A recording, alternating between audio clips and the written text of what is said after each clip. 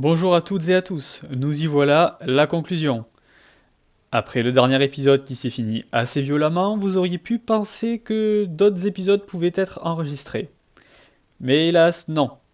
Il était prévu que ce soit le dernier, même si j'avoue que l'action de Malicia était inattendue. J'ai demandé à mes comparses ce qu'ils désiraient faire, et vu le mal qu'on avait à se réunir les derniers temps, nous avons décidé de quand même le faire. Pour cela, j'ai posé des questions individuellement à Philippe et à Malicia, et vous allez pouvoir en écouter le résultat. Mais avant de conclure, je tiens à vous remercier d'avoir suivi nos aventures, d'avoir échangé avec nous dans l'espace commentaire, et d'avoir fait des retours sur les épisodes qui ont servi à améliorer la qualité des vidéos.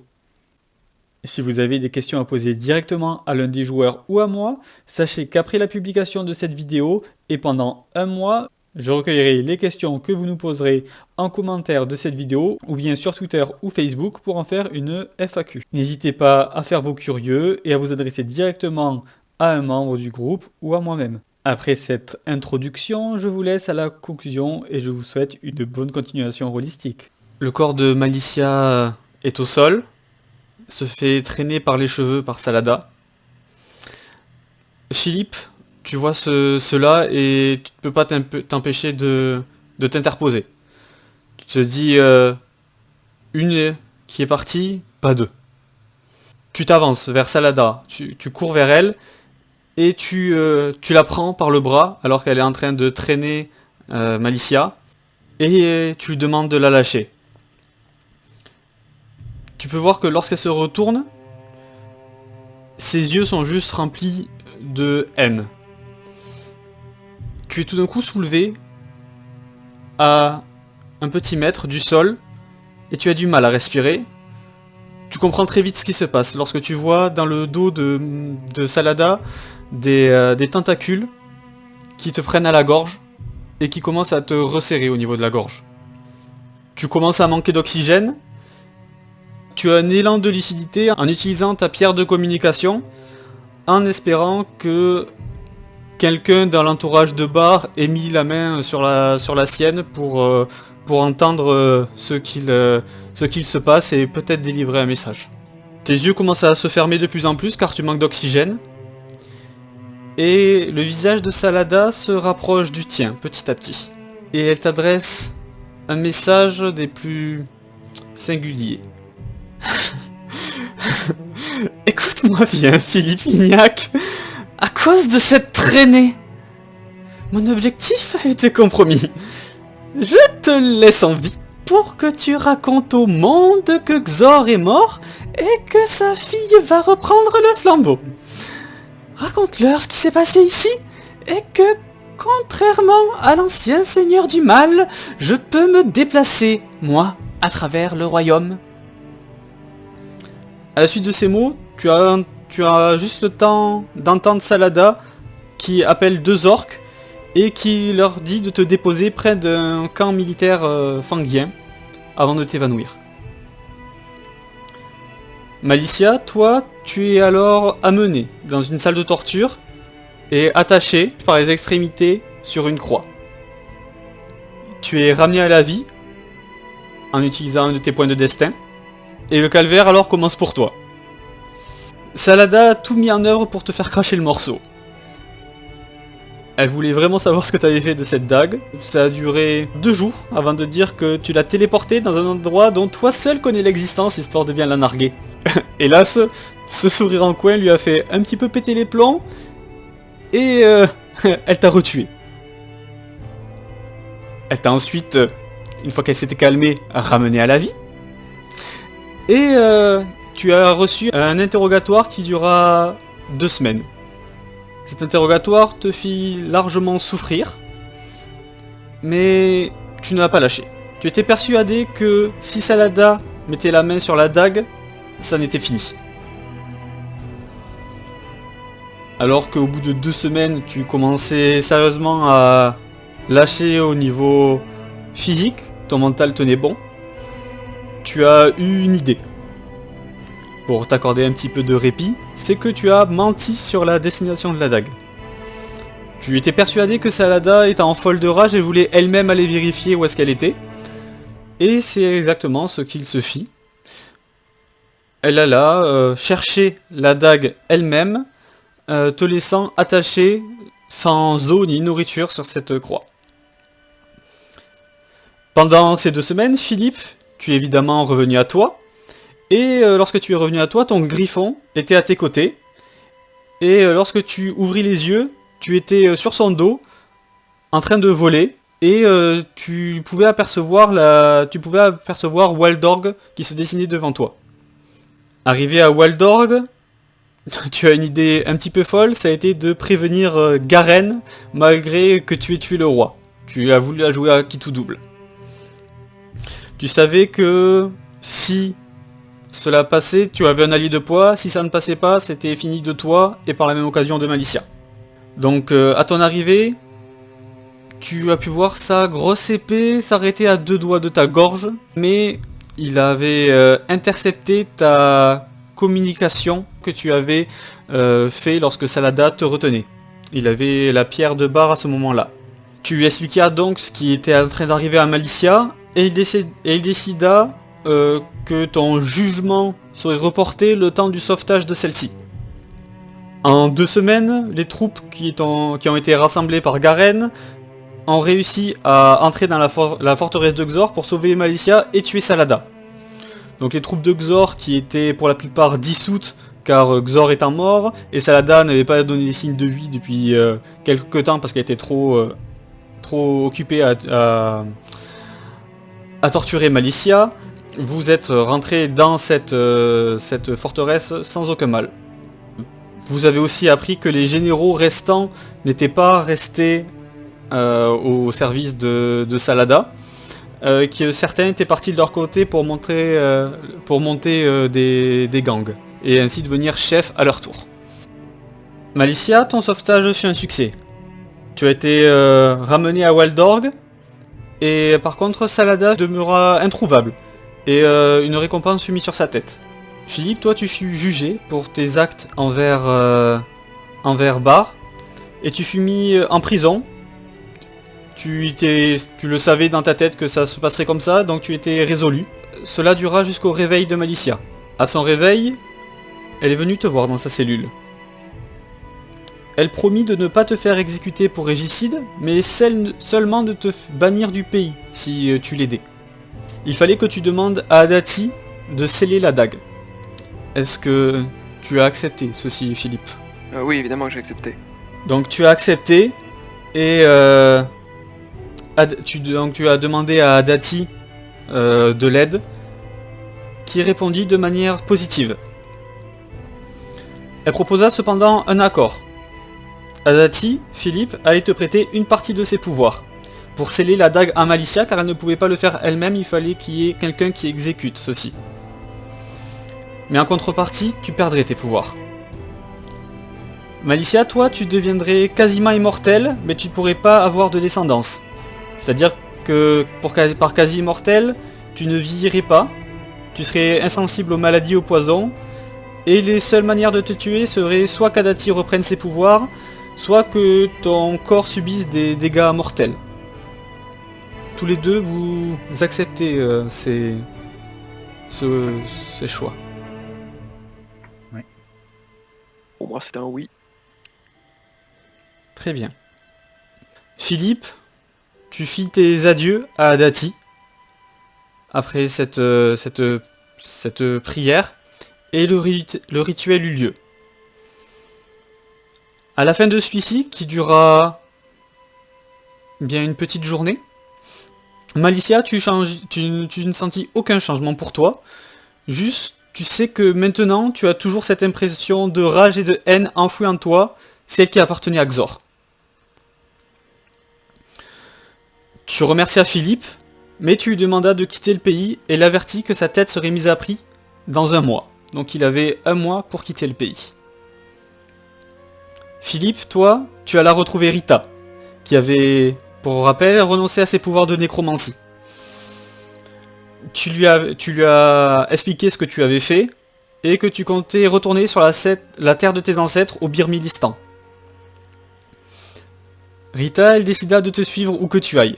Donc vous avez fait vos affaires, et vous avez pris un bateau qui vous a fait arriver à Danlbuzar, une ville portuaire du Birmélistan. Donc ça, c'est ce qui s'est passé de manière assez proche. Ensuite, nous allons faire une petite ellipse de 10 ans dans le futur. Donc 10 ans après, Malicia, toi, tu es devenue peu de temps après ces événements, reine de la Terre de Fang. Tu savais que Salada était toujours présente car tu as déjoué de multiples tentatives d'assassinat à ton encontre. Le royaume était de nouveau stabilisé. Plus de nouvelles vraiment menaçantes d'un seigneur du mal qui serait apparu.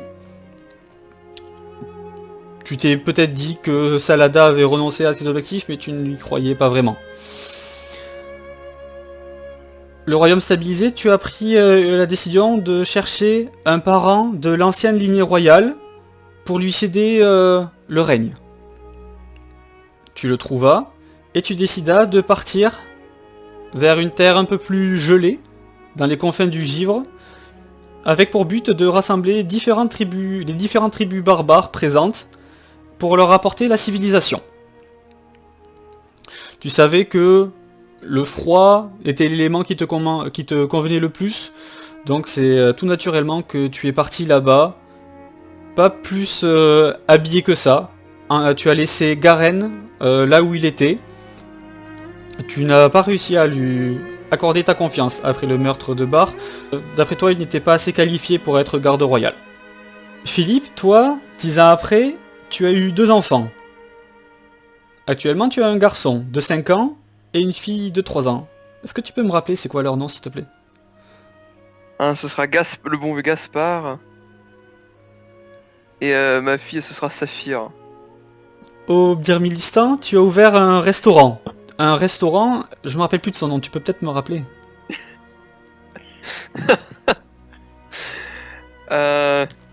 Évidemment. Et au cochon doré. Voilà, le cochon doré. Au cochon doré, tu t'occupes de la cuisine, et Rita t'aide pour le service. Tu t'es rapidement fait une réputation là-bas, et ton restaurant, c'est devenu en gros le lieu où il fallait se rendre en passant par Danlbuzar. Le reste de ta vie fut versé d'amour avec Rita, de cuisine évidemment, et de toutes sortes de beaux moments en vie de famille. Cependant, tu as toujours eu un regret. Le regret de ce qui était arrivé à Bar et de ce que tu as dû faire pour en arriver là où tu es. Ton plus grand regret, en fait, ça a été que tu es Bar, mais pour tuer Xor, mais en fait, Salada, qui avait repris la suite de son père, ça ne t'allait pas. Enfin, toi, tu n'es pas plus au courant de ce qui se passe en Terre de Fang parce que tu n'avais plus de contact. Donc pour toi, dans ton esprit, Salada a repris les rênes de son père, et une nouvelle maîtresse du mal est là. Voilà ce qu'on peut dire ce qui s'est passé 10 ans plus tard. Mais on va continuer un petit peu et on va passer à 100 ans plus tard, qui sait. Donc un siècle plus tard, toi, Malicia, tu es toujours vivante. Tu as réussi ton objectif. Tu as rassemblé les différentes tribus barbares du Nord et tu as érigé une somptueuse forteresse de glace dans les confins du Givre. Là-bas, les habitants, ils te voient comme une sorte de déesse prête à tout. Parce que plusieurs générations de barbares t'ont vu être là et les diriger. Donc quelqu'un d'immortel, c'est forcément un dieu. Mais il y a peu, alors que tu gouvernais tranquillement et que tu apportais civilisation en essayant de faire baisser, on va dire, le taux de violence chez les barbares pour qu'ils soient un peu plus nobles, un elfe aux yeux rouges a été capturé. Et ça t'a rappelé des souvenirs il y a une centaine d'années dans la forêt de Schlipak. Toi tu le sais, Salada est encore en vie et apparemment elle t'a retrouvé. Toi Philippe, tu es mort à l'âge de 75 ans et Rita à l'âge de 53. Tu as été effondré par son décès, mais tu savais que c'était une ancienne liche et qu'elle avait déjà beaucoup vécu. tu as appris la cuisine à tes enfants. Ta fille Tédé remplaçait Rita, et ton fils a décidé d'ouvrir son propre restaurant. Son propre restaurant avec exactement le même nom que le tien. Et avec les mêmes recettes, par la même occasion. Il avait fait ça en ton honneur, et ça a été, on peut dire, le début de ce qu'allait être l'empire gastronomique des Lignac. Car de génération en génération, les Lignac, ils allaient continuer d'ouvrir des restaurants de cochons dorés, et c'est ce qu'on allait appeler le concept de chaîne de restaurants. Chaque restaurant te rendait hommage, ainsi qu'à Rita. Car dans chacun de ces restaurants, il y avait un cadre avec toi et Rita, côte à côte, peint devant le tout premier restaurant. Et c'est ainsi que le nom des Lignac allait transcender le temps au coin du feu d'une cheminée, avec des rires et de la bonne nourriture. Je vous demande d'écouter un tout petit peu plus, car dans le noir, des chuchotements se font entendre. Réveille-toi, réveille-toi, réveille-toi, réveille-toi, réveille-toi, réveille-toi, Saphir. Tout d'un coup, tu prends une énorme respiration, comme si tu remontais sous l'eau alors que tu n'avais plus d'air. La première chose que tu vois, c'est un homme, debout, au-dessus de toi, une chaleur bienveillante qui sort de ses mains. Tu ne sais absolument pas dans quel édifice tu te trouves, et tu as du mal à comprendre la conception de cet édifice. Donc il y a cet homme. Au-dessus de toi, tu as les yeux...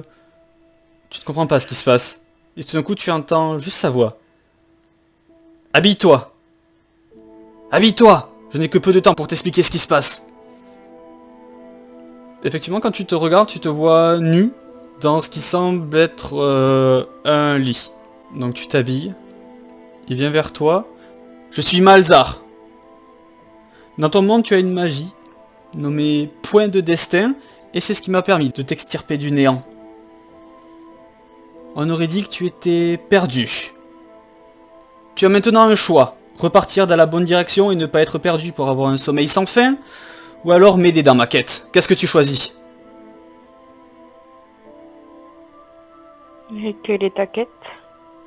Tu as à peine le temps de finir de ta phrase qu'une sorte de portail s'ouvre au-dessus de toi et tu peux apercevoir à travers ce portail une sorte d'immense œil. Il doit faire la taille du palais de Waldorg.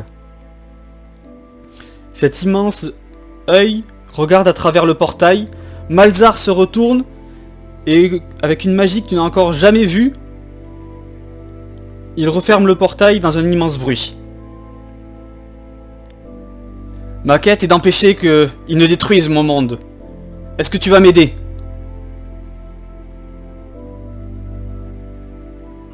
Bon, pourquoi pas. Très bien. Pour te remercier de ça, je vais te permettre d'adresser un dernier message à tes amis. Ils l'entendront pendant leur vie, quand ils seront prêts à le recevoir. Est-ce que tu aurais un message à leur adresser? Je leur souhaite une vie heureuse et en paix. Philippe, toi, alors que tu es à peine tu es encore jeune, tu as une trentaine d'années lorsque tu reçois le message, tu es en train de rêver, et tu peux voir Saphir qui s'approche de toi, en te disant ces mots-là. Lorsque tu te réveilles, effectivement tu penses à Malicia et à ce que tu as accompli. Et tu sais que ce message t'est adressé, que ce n'était pas qu'un rêve, tu en es persuadé. Toi, Malicia, tu mettras bien plus de temps à le recevoir. Quand tu le recevras, Philippe aura déjà trépassé. Mais tu le recevras. Est-ce que tu peux me dire comment tu réagis alors que 50 ans ont passé depuis? Même 60. De façon assez neutre. Elle a... Ça lui a fait beaucoup de douleur le fait de, on va dire, de se faire trahir réellement jusqu'à la fin, quoi, à la toute fin. Donc elle aura plus la haine qu'elle aurait pu avoir passé un temps, mais elle aura accueilli la nouvelle de glace, on va dire. Pour rester dans le thème. D'accord. Malzar revient te parler lorsque tu as fini de dire ton message. Bien. Maintenant, laisse-moi t'expliquer où on se trouve. Et vous pouvez voir comme un effet au cinéma, les voix qui diminuent de plus en plus. Vous pouvez juste entendre des brives de conversation, comme une caméra qui s'éloigne, puis tout devient noir. Et c'est ainsi qu'après 3 ans de campagne que se conclut notre campagne.